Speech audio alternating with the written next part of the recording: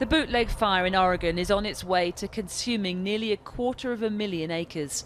For some, it nearly took their livelihoods too. Jimmy Gallagher is a third-generation cowboy who works his ranch with wife Ashley.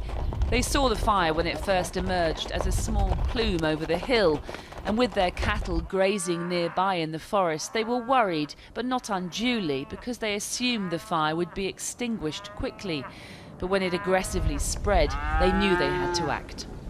We were fighting fire on our tails, getting cattle out of the forest. It burned every ounce of where our cows can graze up on the forest. There was nothing we could do about it. We kind of felt hopeless. We just wanted to save our cattle because they're our livelihood.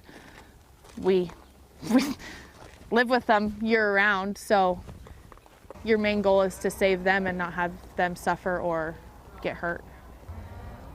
Of their 160 cows, there's still 21 and a bull missing or presumed dead. This hasn't happened to you before? Never, no. Why is it happening now? There's a lot of dry fuel. Wood? A lot of wood, yeah. A lot of wood that some of it could have been managed, by better logging and some prescribed burns. This is a historical drought we're in. And I'm not saying it's getting worse or getting better or a hotter summer or what, but I will say that this is a hot, dry summer.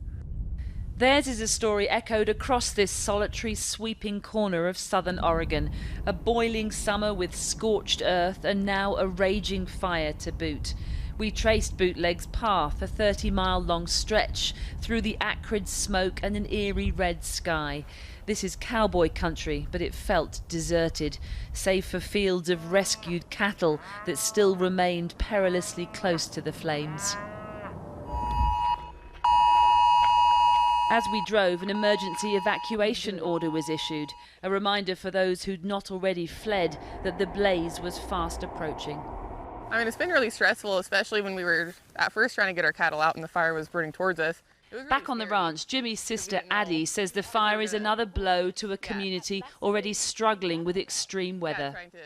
It's catastrophic for this whole area, and there hasn't been much of a response from the government at all. Right. So this is ranch area. This is cowboys. You're a cowgirl, but you live off the land. The cattle are your livelihood. Absolutely. So when things like this happen, it's devastating. It's absolutely, because I mean, when we're calving in February, we're out there every day tagging calves, making sure they live, keeping them warm out of the cold, and then just to have them go up and burn up in a fire is just awful. For some, it's been the end of the road, forced to sell or even cull what cattle they have left because they can no longer afford to feed them. And for those who've clung on, the reality looms large, that as bad as Bootleg is, this is just the beginning of the fire season, not the end.